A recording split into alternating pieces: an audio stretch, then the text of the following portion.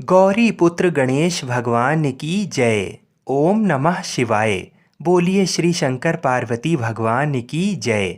मित्रों, आज भाद्रपद मास की शुक्ल पक्ष की त्रयोदशी तिथि है और आज भादो मास का आखिरी प्रदोष व्रत है। आज बुधवार होने के कारण इस प्रदोष व्रत को बुध प्रदोष कहा जाएगा। बुध प्रदोष का व्रत रखने और इसकी कथा को सुनने से मनुष्य अपनी और अपने बच्चों की बुद्धि और स्वास्थ्य को ठीक कर सकता है। बुध प्रदोष का व्रत मनुष्य को सदा सुखी रहने का आशीर्वाद प्रदान करता है। बुध प्रदोष की कथा सुनने से गौरी पुत्र गणेश जी की कृपा से हर कार्य में उन्नति और सफलता की प्राप्ति होती है। आज मैं आपको सुना रहा हूँ बुध प्रदोष की बड़ी ही दुर्लभ कथा। तो इन कथाओं को बड़ी ही श्रद्धा और प्रसन्न चित मन से पूरा अवश्य सुनिएगा। कथा सुनने से पहले ये जान लेते हैं कि आज प्रदोष की पूजा का शुभ समय यानी प्रदोष काल कब से कब तक रहेगा।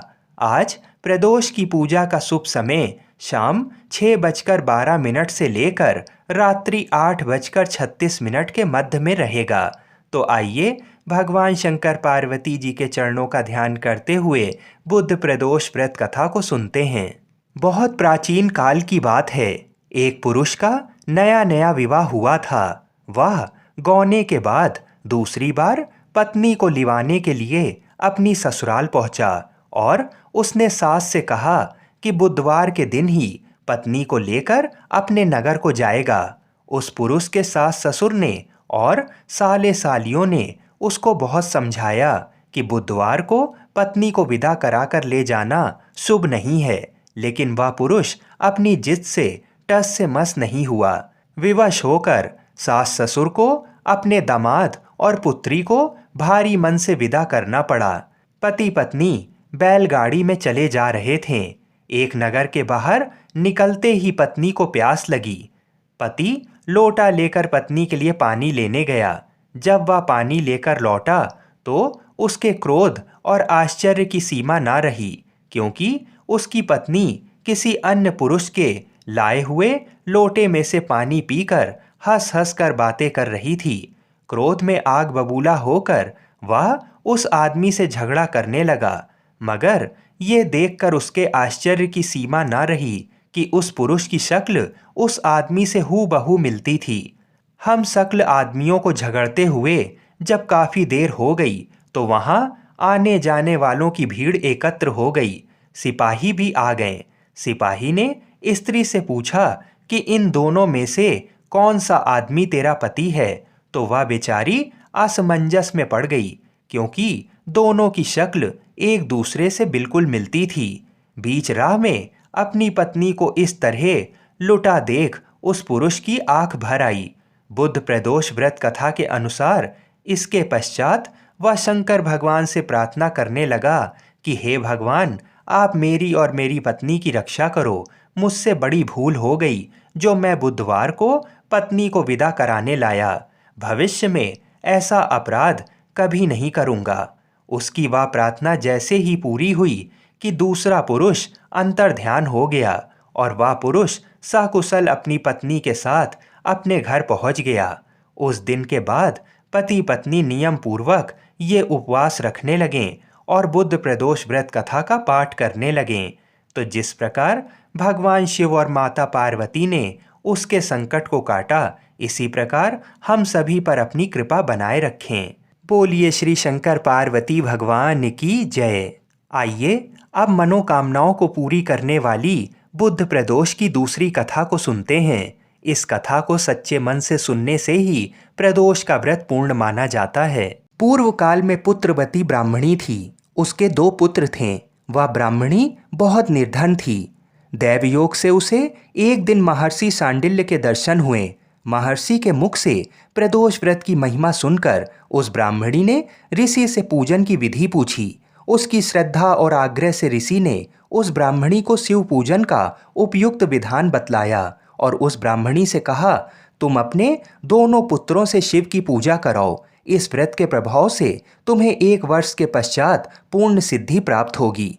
उस ब्राह्मणी ने महर्षि सांडिल्य के वचन सुनकर उन बालकों के सहित नतमस्तक होकर मुनि के चरणों में प्रणाम किया और बोली, हे ब्राह्मण, आज मैं आपके दर्शन से धन्य हो गई हूँ।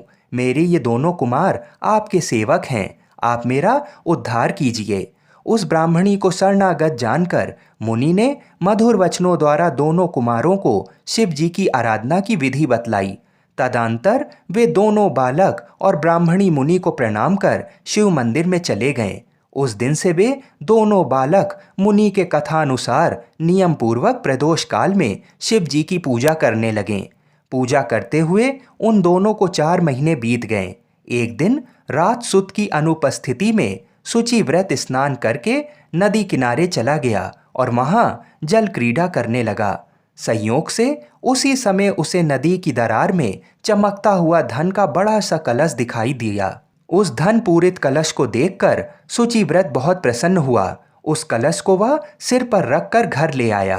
कलश को भूमि पर रखकर वह अपनी माता से बोला, हे माता, शिवजी की महिमा तो देखो। भगवान ने इस घड़े के रूप में मुझे अपार संपत्ति दी है। उसकी माता घड़े को देखकर आश्चर्य करने लगी और राज सुत को बुलाकर कहा, बेटे मेरी बात सुनो, तुम दोनों इस धन को आधा आधा बांट लो। माता की बात सुनकर शुचिव्रत बहुत प्रसन्न हुआ, परंतु राजसुत ने अपनी असहमति प्रकट करते हुए कहा, हे माँ, ये धन तेरे पुत्र के पुण्य से प्राप्त हुआ है। मैं इसमें किसी प्रकार का हिस्सा नहीं लेना चाहता, क्योंकि अपने किए कर्म का फल मनुष्य स्वयं ही भोगता है। इस प्रकार शिव पूजन करते हुए एक ही घर में उन्हें 1 वर्ष व्यतीत हो गया। एक दिन राजकुमार ब्राह्मण के पुत्र के साथ वसंत ऋतु में वन विहार करने के लिए गया। वे दोनों जब साथ साथ वन में बहुत दूर निकल गए तो उन्हें वहां पर सैकड़ों गंधर्व कन्याएं खेलती हुई दिखाई पड़ी। ब्राह्मण कुमार उन गंधर्व कन्याओं को क्रीड़ारत देखकर राजकुमार से बोला, यहाँ पर कन्याएं विहार कर रही हैं, इसलिए हम लोगों को अब और आगे नहीं जाना चाहिए, क्योंकि वे गंधर्व कन्याएं शीघ्र ही मनुष्य के मन को मोहित कर लेती हैं। इसलिए मैं तो इन कन्याओं से दूर ही रहूंगा। परंतु राजकुमार उसकी बात अनसुनी कर कन्याओं के विहार स्थल में निर्भीक भाव से अकेले ही चला गया। उन सभी गंधर्व कन्याओं में प्रधान सुंदरी उस समय आए हुए राजकुमार को देखकर मन में विचार करने लगी कि कामदेव के समान सुंदर रूप वाला ये राजकुमार कौन है। उस राजकुमार के साथ बातचीत करने के उद्देश्य से सुंदरी ने अपनी सखियों से कहा, सखियों, तुम लोग निकट के वन में जाकर अशोक, चंपक, मौलसिरी आदि के ताजे फूल तोड़ लाओ। तब तक मैं तुम्हारी यहीं पर प्रतीक्षा के लिए रुकी रहूंगी। उस गंधर्व कुमारी की बात सुनते ही सब सखियां वहां से चली गईं। सखियों के जाने के बाद वह गंधर्व कन्या राजकुमार को स्थिर दृष्टि से देखने लगी। उन दोनों में परस्पर प्रेम का संचार होने लगा। गंधर्व कन्या ने राजकुमार को बैठने के लिए आसन दिया। प्रेमालाप के कारण राजकुमार के सहवास के लिए वह सुंदरी व्याकुल हो उठी और राजकुमार से प्रश्न करने लगी, हे कमल के समान नेत्रों वाले, आप किस देश के रहने वाले हैं? आपका यहाँ आना क्यों हुआ है? गंधर्व कन्या की बात सुनकर राजकुमार ने जवाब दिया, मैं विदर्भ राज का पुत्र हूँ। मेरे माता पिता स्वर्गवासी हो चुके हैं। शत्रुओं ने मुझसे मेरा राज्य हरण कर लिया है। ये बात सुनकर कन्या ने विवाह हेतु राजकुमार को अपने पिता से मिलवाने के लिए दूसरे दिन बुलाया। दूसरे दिन गंधर्व कन्या द्वारा निश्चित दिन वह राजकुमार शुचिव्रत के साथ उसी वन में पहुंचा। वहां पहुंचकर उन लोगों ने देखा गंधर्व राज अपनी पुत्री अंशुमति के साथ उपस्थित होकर प्रतीक्षा में बैठे हैं। गंधर्व ने उन दोनों कुमारों का अभिनंदन करके उन्हें सुंदर आसन पर बिठाया और राजकुमार से कहा, मैं परसों कैलाशपुरी को गया था। वहां पर भगवान शंकर पार्वती सहित विराजमान थे। उन्होंने मुझे अपने पास बुलाकर कहा, पृथ्वी पर राज्यच्युत होकर धर्मगुप्त नामक राजकुमार घूम रहा है। शत्रुओं ने उसके वंश को नष्ट भ्रष्ट कर दिया है। वह कुमार सदा ही भक्ति पूर्वक मेरी सेवा किया करता है, इसलिए तुम उसकी सहायता करो, जिससे वह अपने शत्रुओं पर विजय प्राप्त कर सके। इसलिए मैं भगवान शंकर की आज्ञा से अपनी पुत्री अंशुमति आपको सौंपता हूँ। मैं शत्रुओं के हाथ में गए हुए आपके राज्य को वापस दिला दूंगा। आप इस कन्या के साथ 10,000 वर्षों तक सुख भोग कर शिवलोक में आने पर भी मेरी पुत्री इसी शरीर में आपके साथ रहेगी। इतना कहकर गंधर्वराज ने अपनी पुत्री का विवाह राजकुमार के साथ कर दिया। दहेज में अनेक दास दासियां तथा शत्रुओं पर विजय पाने के लिए गंधर्वों की चतुरंगिणी सेना भी दी। राजकुमार ने गंधर्वों की सहायता से शत्रुओं को नष्ट किया और वह अपने नगर में प्रविष्ट हुआ। मंत्रियों ने राजकुमार को सिंहासन पर बैठाकर राज्याभिषेक किया। अब वह राजकुमार राज सुख भोगने लगा। जिस दरिद्र ब्राह्मणी ने उसका पालन पोषण किया था उसे ही राजमाता के पद पर आसीन किया गया। वह शुचिव्रत ही उसका छोटा भाई बना। इस प्रकार प्रदोष व्रत में शिव पूजन के प्रभाव से वह राजकुमार दुर्लभ पद को प्राप्त हुआ। जो मनुष्य प्रदोष काल में अथवा नित्य ही इस कथा को श्रवण करता है वह निश्चय ही सभी कष्टों से मुक्त हो जाता है और अंत में वह परम पद का अधिकारी बनता है। बोलिए शंकर पार्वती भगवान की जय। आइए अब भगवान शिव और माता पार्वती की बड़ी ही सुंदर कथा को सुनते हैं। प्रदोष के दिन इस कथा को सुनना बहुत ही शुभ माना जाता है। इसके बाद भगवान शिव की परम मंगलमय आरती को सुनेंगे। नारद जी ने एक बार भोलेनाथ जी की स्तुति करके पूछा, प्रभु आपको प्रसन्न करने के लिए सबसे उत्तम और सुलभ साधन क्या है? हे त्रिलोकीनाथ, आप तो निर्विकार और निष्काम हैं। आप सहज ही प्रसन्न हो जाते हैं। फिर भी मेरे जानने की इच्छा है कि आपको क्या प्रिय है।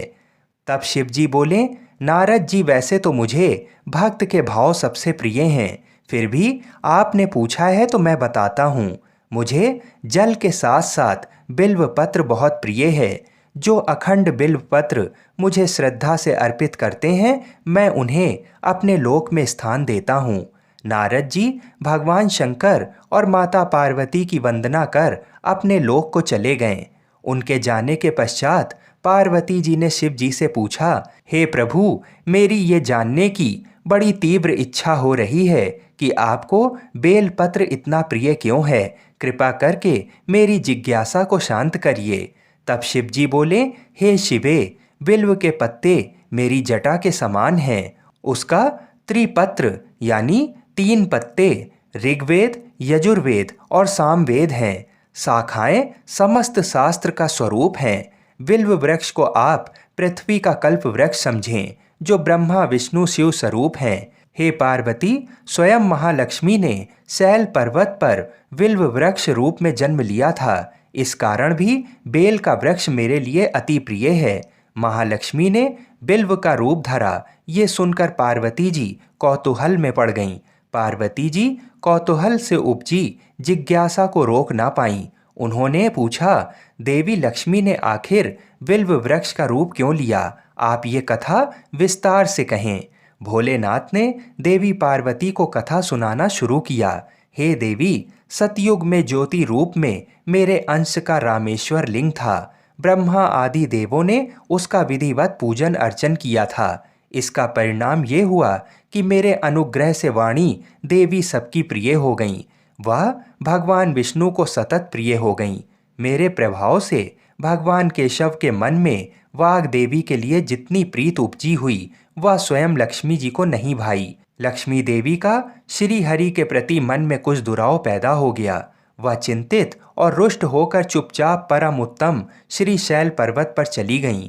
वहां उन्होंने तप करने का निर्णय किया और उत्तम स्थान का चयन करने लगीं।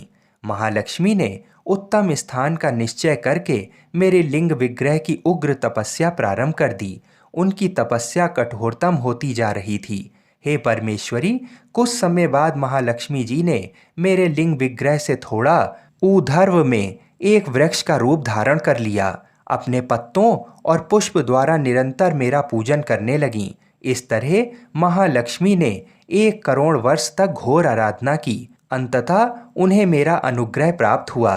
मैं वहां प्रकट हुआ और देवी से इस घोर तप की आकांक्षा पूछकर वरदान देने को तैयार हुआ। महालक्ष्मी ने मांगा कि श्री हरि के हृदय में मेरे प्रभाव से वाग देवी के लिए जो स्नेह हुआ है वह समाप्त हो जाए। शिवजी बोले, मैंने महालक्ष्मी को समझाया कि श्री हरि के हृदय में आपके अतिरिक्त किसी और के लिए कोई प्रेम नहीं है। वाग देवी के प्रति उनका प्रेम नहीं अपितु श्रद्धा है। ये सुनकर लक्ष्मी जी प्रसन्न हो गईं और पुनः श्री विष्णु के हृदय में स्थित होकर निरंतर उनके साथ विहार करने लगीं। हे पार्वती, महालक्ष्मी के हृदय का एक बड़ा विकार इस प्रकार दूर हुआ था। इस कारण हरि प्रिया उसी वृक्ष रूप में सर्वदा अतिशय भक्ति से भरकर यत्नपूर्वक मेरी पूजा करने लगीं। हे पार्वती, इसी कारण बिल्व का वृक्ष, उसके पत्ते, फल फूल आदि मुझे बहुत प्रिय हैं। मैं निर्जन स्थान में बिल्व वृक्ष का आश्रय लेकर रहता हूँ। बिल्व वृक्ष को सदा सर्वतीर्थमय एवं सर्वदेवमय मानना चाहिए, इसमें तनिक भी संदेह नहीं है। बिल्व पत्र, बिल्व फूल, बिल्व वृक्ष अथवा बिल्व काष्ठ के चंदन से जो मेरा पूजन करता है वह भक्त मेरा प्रिय है। बिल्व वृक्ष को शिव के समान ही समझो, वह मेरा शरीर है। जो बिल्व पर चंदन से मेरा नाम अंकित करके मुझे अर्पण करता है, मैं उसे सभी पापों से मुक्त करके अपने लोक में स्थान देता हूँ। हे देवी, उस व्यक्ति को स्वयं लक्ष्मी जी भी नमस्कार करती हैं जो बिल्व से मेरा पूजन करते हैं। जो बिल्व मूल में प्राण छोड़ता है उसको रुद्र देह प्राप्त होता है और ऐसे मनुष्य पर सदैव ही माँ लक्ष्मी की कृपा रहती है और साथ साथ भगवान नारायण की भी कृपा उसको सदैव प्राप्त होती है।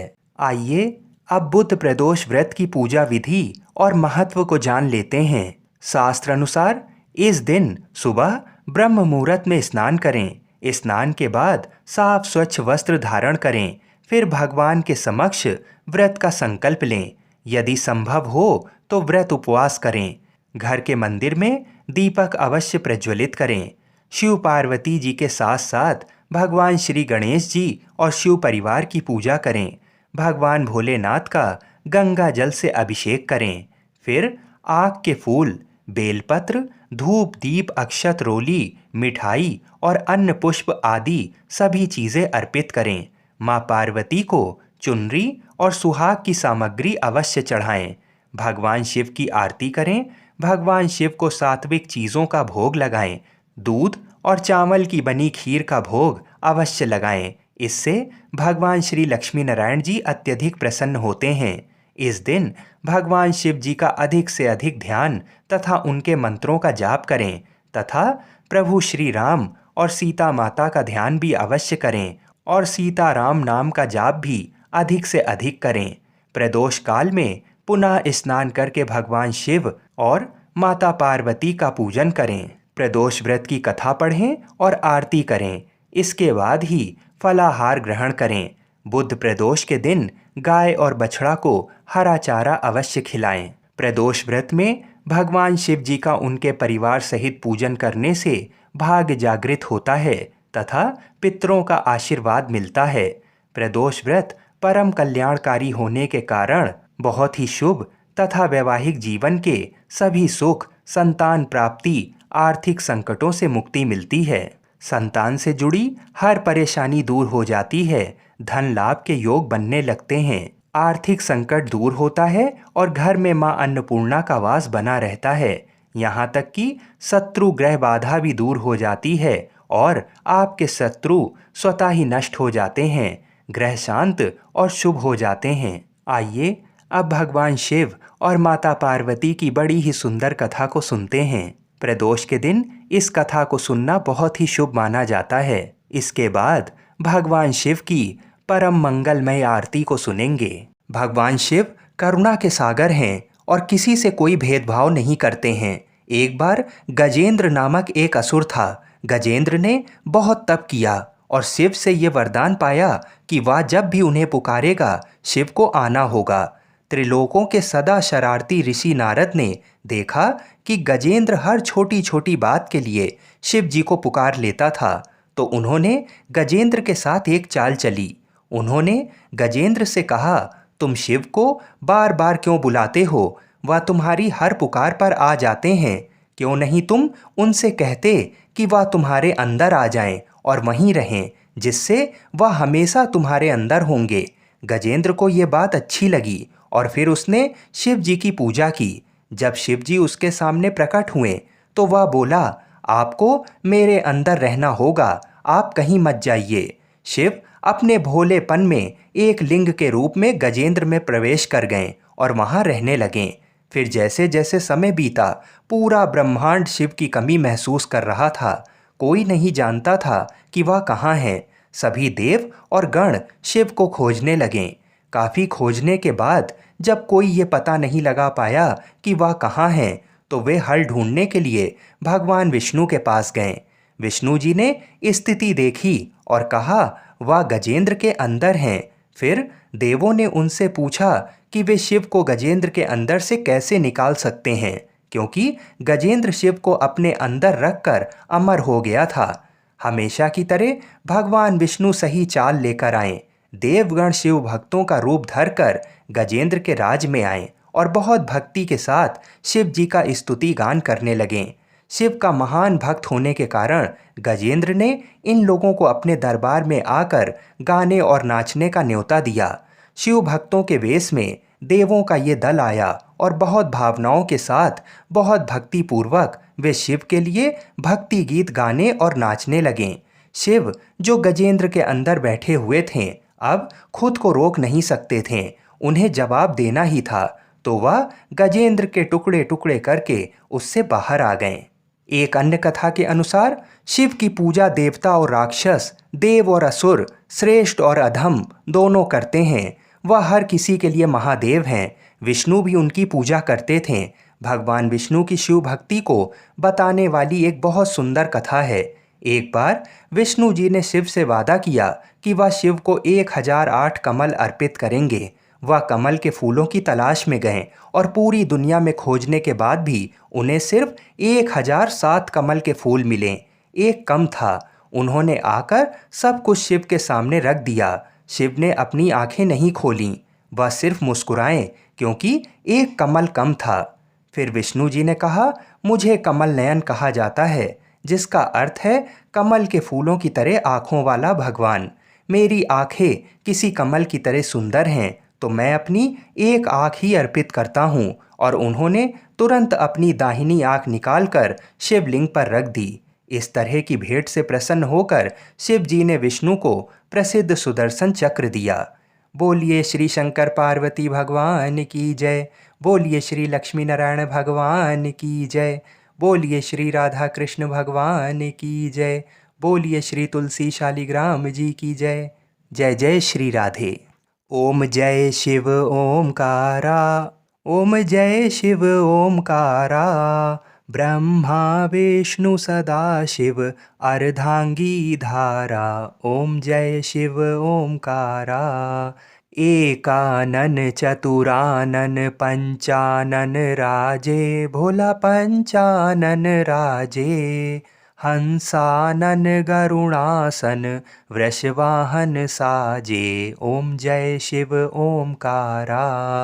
दो भुज चार चतुर्भुज 10 भुज अति सोहे। भोला 10 भुज अति सोहे। त्रिगुण रूप निरखता त्रिभुवन जन मोहे। ओम जय शिव ओमकारा। अक्षमाला बनमाला मुंडमाला धारी। भोला मुंडमाला धारी।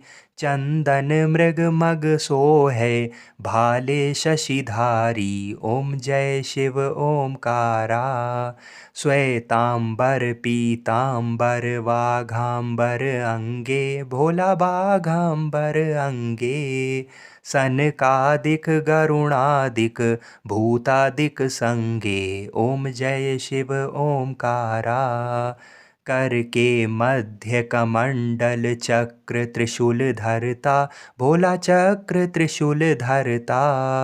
जग करता जग भरता जग संहार करता। ओम जय शिव ओमकारा।